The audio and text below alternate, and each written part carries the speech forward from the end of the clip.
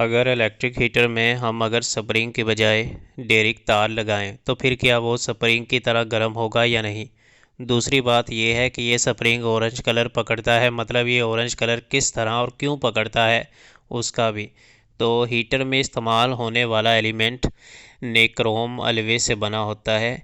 ये non ohmic conductor होते हैं, मतलब वक्त के साथ वोल्टेज के साथ करंट की मकदार बढ़ती नहीं है एक ख़ास हद तक। मतलब अगर 1000 वाट एलिमेंट है तो 5 एम्पेयर तक करंट बढ़ने के बाद मज़ीद नहीं बढ़ेगा।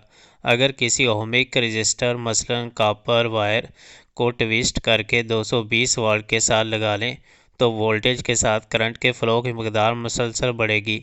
अगर तार 15 एम्पेयर बर्दाश्त कर सकती और मेन बोर्ड में ब्रेकर 10 एम्पेयर का लगा है तो ब्रेकर ट्रिप हो जाएगा।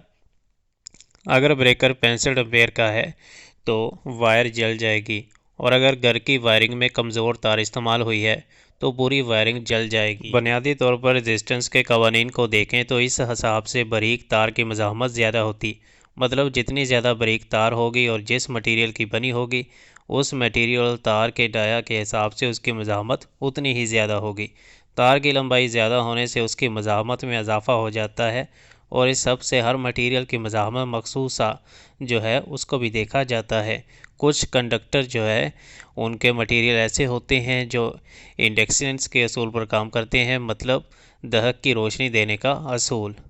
नाइक्रोम और ऑयल टंगस्टन ये दोनों ऐसे मटेरियल हैं कि जब उनके अंदर से आहिस्ता आहिस्ता करंट गुजारा जाता है तो उसके साथ साथ उनका दर्जा हरारत बढ़ने लगता है, जिसकी वजह यह है कि ज़र्द रंग की रोशनी खारिज करने लगते हैं। इन वाटर्स को एक हेलिकल स्प्रिंग की तरह इसलिए डिज़ाइन किया जाता है। इस तरह से एक तो वायर की लंबाई में इजाफा हो जाता है जिससे उसकी मज़ाहमत भी बढ़ जाती है। इस तरह से अप्लाइड वोल्टेज की मदद से करंट की मकदार को कम या ज़्यादा करके इन हीटर्स के दर्जा हरारत को कंट्रोल किया जाता है, जिससे इन हीटर्स की रोशनी कदरे कम या ज़्यादा भी देखी जा सकती है। इस कंडक्शन में एक जो है रेजिस्टिव एलिमेंट के तौर पर काम करती है।